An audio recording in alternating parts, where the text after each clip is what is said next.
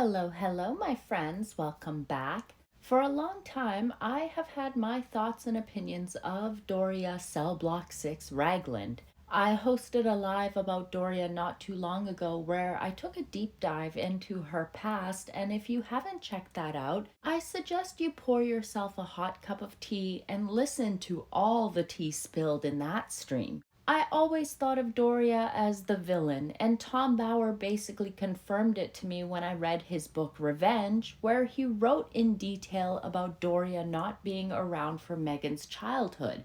Doria was more interested in other activities, some being promiscuous with both men and women, and some activities were legal or not. Basically, Doria was focused on everything else instead of raising Meghan.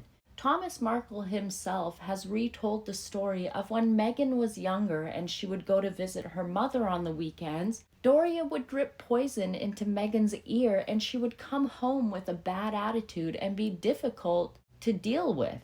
Doria was more interested in doing the things that made her happy instead of being a nurturing mother to her daughter. Instead of being around to teach her daughter how to act like a lady or to have basic manners and etiquette, oh, who am I kidding? How could Doria teach Meghan those things when she probably had no damn clue herself? Doria married Thomas because she saw him as a security blanket. He had money, was making approximately $250,000 a year as a lighting director who later won an Emmy, something Meghan will never have in her life. Doria was only 23 at the time when she met Thomas on the set of General Hospital. Doria was a freelance makeup artist and she laid her eyes on the lighting director, Thomas, who was 35 at the time. Despite their 12-year age gap, they had a whirlwind romance and were married within 6 months.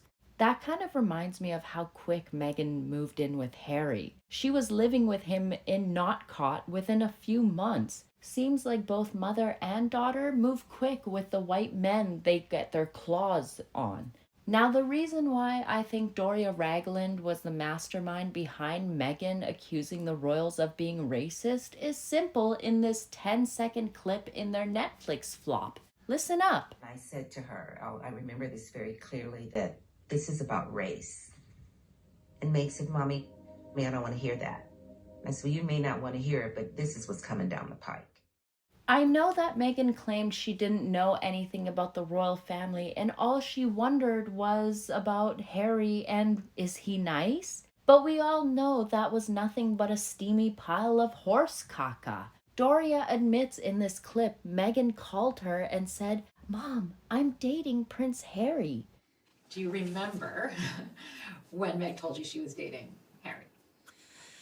I do. And when she told me, we're on the phone and she says, Mommy, I'm going out with Prince Harry. And I started whispering, oh my God. It is my opinion that once Doria found out Meghan was dating Prince Harry, she instantly had dollar signs in her eyes, and Doria started to push the idea of using racism and her black heritage for clout. It was the in thing at the time. Now, despite Doria and Meghan now claiming the royal family are racist and accusing them of racism, I ask this simple question. If the royals were racist, would they have provided security to Doria Ragland? And when the announcement of Harry and Meghan's engagement broke, Doria was even given more security around her home. I should mention that before that, Doria received her wedding invite to her daughter's wedding by 2 British embassy officials who hand-delivered it to her. Thomas Markle was left to think he was invited to his daughter's wedding when in reality, he never was and he was never going to be. When Doria flew to the UK for the wedding, she had first-class travel, had security. Doria was given all the royal perks. When she arrived to the UK, she was the first to disembark the plane before any other passengers, then was whisked away to the VIP Windsor suite in a Jaguar, which is part of the royal fleet with police escort, no less. There is where she met Meghan's assistant, Amy Pickerel, who took her passport and had an immigration officer take one look at Doria, then stamp it. So no customs, no baggage check, a perfect opportunity to bring in whatever substances you want into the UK. The royal family bent over backwards to be so incredibly welcoming to a convict and a yacht girl, and I will never understand why.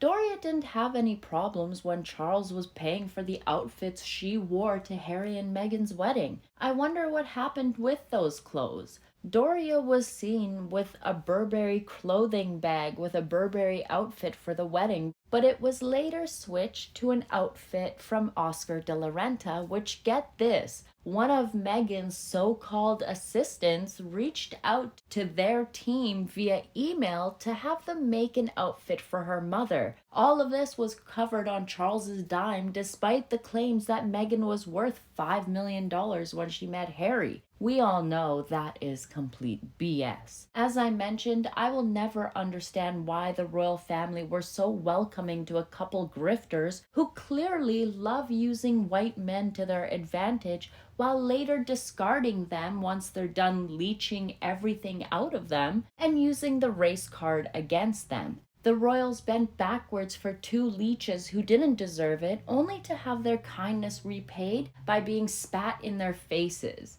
I do believe Doria put the seed of racism into Meghan's ear because she even said Meghan didn't believe it. At the end of the day, and in my opinion, the only racists here are Doria Ragland and Meghan Markle. They both use white men until they are no longer useful to them, then they claim that they are the racist ones. Both women are dangerous and dishonest, and it's a shame the royal family got mixed up with such lowbrow individuals.